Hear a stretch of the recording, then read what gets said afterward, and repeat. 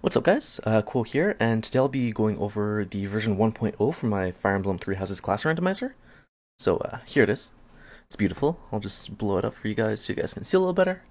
And yeah, I went through a lot of an overhaul since the last time I introduced it, which was version 0.1. So the essentials of it is basically you have your characters, and then there's a random set of classes that, if we look in the background here, I have a big spider web of there's 125 different options for the characters. Some are female only, obviously. Like all that stuff is all in there. Oops, let's hide this. But anyways, let's go over all of it right now. So the initialization, it's pretty straightforward. Do you want a male or female Byleth?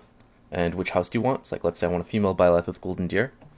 And then you have the randomizer settings. This one, there's a little info tab.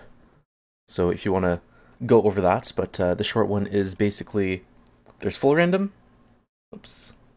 So it's full randomized. Any character can have any class. Right now, not all the classes are integrated. I still don't have the male, female only, and the Lord classes inside because the logic's just not there yet. And then there's progressive random and progressive random with character logic. So progressive random is the spiderweb I was showing behind here, where there's a logical progression to the classes, and then with character logic, splits characters between physical and magical classes, and some characters can be either or, and then it only will give you a physical or a magical class depending on what affinity the character has. And then there's the option to black out. So let's say I want female Byleth, Golden Deer. Let's do full random for the kicks, and then we'll hit randomize. So here it is. These cells are blacked out. When you click on them, they'll be displayed.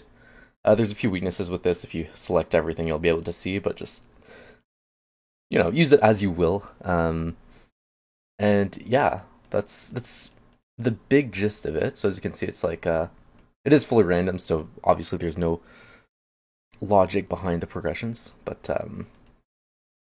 yeah, that's the gist of it. A few options up here. So let's say you want to recruit, what was I was Golden Deer. So let's say we want to recruit, Sylvain, because he's really easy to recruit as female Byleth, so he'll be recruited as well. Unfortunately, all the tabs do go black again. There are a few bugs to kick out, but that's the most of it. You can also have the option to clear rows if you want your own custom game, which is why you also have the option to recruit Byleth and the Lords, even though that's not actually in the game. And then the last thing I want to talk about is importing and exporting. So you can import and export. So if you would export it, it would save it to an Excel file where the exe for the classes. So in this case, Fire Emblem Three Houses class randomizer. And let's just import that. And it's going to ask if I want to black out or not, which you guys can't see right now. So if you want to black it out, I already showed the blackout feature, but let's just say we don't want to. And then if you go here, I made my own like custom game, for example, if you want a female only playthrough, for example, where we'd have like Edelgard, the Black Eagle as well, and then a few recruitable characters if you want.